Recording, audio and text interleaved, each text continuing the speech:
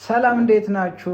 ዛሬም እንደተለመደው አዳዲስ መረጃ ይዤላችሁ መጥቻለሁ። የተለያዩ ክስተቶች ተፈጥሯል።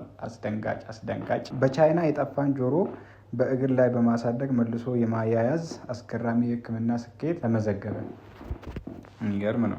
ምን እየተፈጠረ ምን እየመጣ እንደሆነ በዚህ ከቀጠልን እናያለን። እስኪ በቻይና ሻንዶንግ ግዛት ሆስፒታል የሚገኙ የሕክምና ባለሙያዎች በአደጋ ምክንያት ተቆርጦ የነበረን የአንዲት ሴት ጆሮ በእግሯ ላይ በጊዜያዊነት በመትከልና መልሶ ወደ ቦታው በመመለስ አስገራሚ ስኬት ማስመዝገባቸውን አስታወቁ ይላል። እንዴት ነው የጆሮ እግር ላይ የአደጋው ሁኔታና የሕክምናው ሂደት?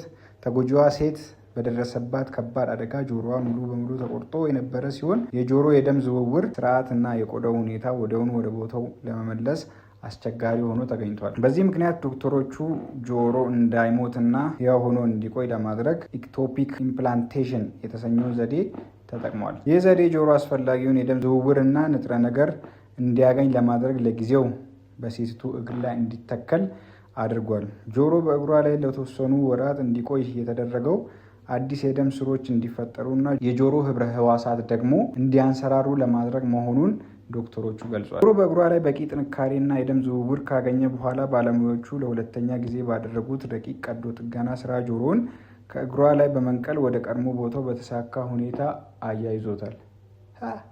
በአሁኑ ወቅት ጆሮ ወደ ቀድሞ ቅርጹ መመለሱንና የደም ዝውውሩን በተለመደው ሁኔታ እየሰራ መሆኑን የሕክምና ቡድኑ አረጋግጠዋል ይላል። አስባችሁታል? ይሄ ጆሮ ተነቅሎ እግራችሁ ላይ ተደርጎ እዛ ላይ አያያዝም? እንዴት ነው አልገባኝም። ከዛ መልሶ እዚህ ላይ። ዛሬ ደግሞ አንድ አሳዛኝ ዜና ሰማሁኝ። ሚልኪ ረቡማ ትባላለች እና ሞታን የተገኘችው በጣም ነው ያሳዘነችኝ። የወሊሶ ከተማ ነዋሪ የሆነችው ሚልኪ ረቡማ ሰኞ ታህሳስ 13 2018 ከቀኑ 8 ሰዓት አካባቢ ትምህርት ቤት ለመሄድ እንደወጣች እንዳልተመለሰች ቤተሰቦቿ ገልጿል። የ20 ዓመት ወጣቷ ሚልኪ ረቡማ መጥፋቷ ከታወቀ ከ3 ቀናት በኋላ ሐሙስ ታህሳስ 16 2018 ዓ.ም ሞታ መገኘቷ ታውቋል። ቃላቸውን የሰጡት ቤተሰቦቿ የጠፋችለት ሌሊት ላይ ባዶ ቤት ውስጥ ተዘግቶባት መቀመጧን ለቤተሰቦቿ ደውላ ካሳወቀች ወዲህ ስልኳ ተዘግቶ መቆየቱን ተናግሯል። ስለምትገኝበት ሁኔታ ምንም አይነት መረጃ ሳይገኝ ቆይቶ የነበረችው ሚልኪ ረቡማ ወሊሶ ከተማ 07 ተብሎ የሚጠራ አካባቢ ሞታ ተገኝታለች። ሟች ሚልኪ ረቡማን ሐሙስ ዕለት ፖሊስ ባዶ ቤት ውስጥ ሞታ ያገኛት ሲሆን አስከሬኗን ለምርመራ ወደ ጳውሎስ ሆስፒታል በመላክ ከተከናወነ በኋላ በትላንትናው ዕለት ስርዓተ ቀብሯ ተፈጽሟል። የምር በጣም ነው የደነገጥኩት። ባይዘዊ ወጣት ሞት በጣም ነው የሚያሳዝነው።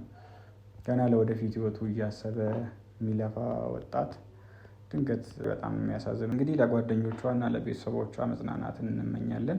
ዛሬ በወሊድ ክፍል ውስጥ የተከሰተ አስደናቂ ተአምር ይላል። እየተንቀጠቀጠች እና ሆዷን እንደታቀፈች ወደ ሆስፒታል መጣች። ድምጿ እየተቆራረጠ የልጄን የልብ ትርታ መስማት አቃተኝ ስትል በሽኩሽኩታ ትናገራለች። ዶክተሮች በፍጥነት ምርመራ አደረጉ። የምርመራ ውጤቱ ግን የሚያሳዝን ታሪክ ነበር የሚናገረው። ምንም አይነት የልብ ትርታ የለም። ጉልበቷ ዝሏል። እንባዋ እንደ ጎርፍ ይፈስ ጀመር። ሰውነቷ በስቃይ ተናወጠ። ይህ መጀመሪያ ልጄ ነው። ለ11 ዓመታት በትዕግስት ከጠበቅኩ በኋላ አምላኬ ሆይ ለምን ይሄ በእኔ ላይ ሆነ እያለች ምርር ብላ ተከዘች። የሕክምና ቡድኑ የሞተውን ጽንስ ለማውጣት ለቀዶ ጥገና ተዘጋጀ። እያንዳንዱ እርምጃ በዝምታና በከባድ ሐዘን የተሞላ ነበር። ነገር ግን ማንም ያልጠበቀው ነገር ተከሰተ። ነርሷ ሕፃኑን ለማንሳት ስታጎነብስ ደነገጠች። ያ ትንሽ የሕፃን አካል በድንገት ተንቀሳቀሰ። ዓይኗ እያታለላት እንደሆነ ብትጠረጥርም ሕፃኑ እንደገና ተንቀሳቀሰ። ነርሷ ወዲያውኑ ሕፃኑን አንስታ ወደ ውጭ ይዛው ወጣች።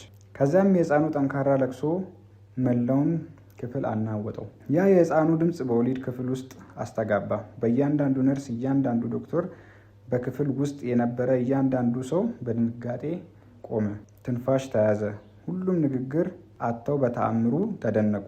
እናቲቱ ደክሟትና እየተንቀጠቀጠች ልጇን ለመጀመሪያ ጊዜ አቀፈች እና ላይ ሲሰማ በጣም ነው የደነገጥኩት። አስባችሁታል? ከሀዘን ወደሚገርም ደስታ ሲቀየር ማለት ነው።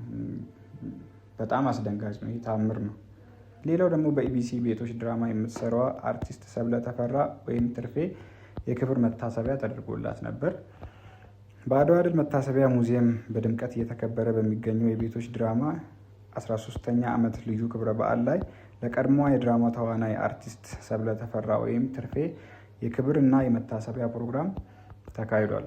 በኢትዮጵያ ብሮድካስቲንግ ኮርፖሬሽን ወይም ኢቢሲ የሚተላለፈው የቤቶች ድራማ ተዋናዮች እና የዝግጅት ክፍል አባላት ለአርቲስቷ የክብር አበባ አድርሷል። መቼም ከውስጣችን የማጠፋዋ በሚል የተዋወሰችው አርቲስት ሰብለ ተፈራ ቤቶች ድራማ ትርፌ የተሰኘችውን ገጸ ባህሪ ወክላ በብቃት መጫወቷ ይታወሳል። እንግዲህ ለዛሬ የነበረን ቆይታ ይሄን ይመስል ነበር። ለዚህ ቻናል አዲስ የሆናችሁ ይህን ቻናል ሰብስክራይብ በማድረግ ይህን ቤተሰብ ተቀላቀሉ። አዳዲስ መረጃ ይዤላችሁ እመጣለሁ። ቀጣይ በሌላ ቪዲዮ እስክንገናኝ ድረስ መልካም ቆዩ። ወዳችኋለሁ። ይመቻችሁ።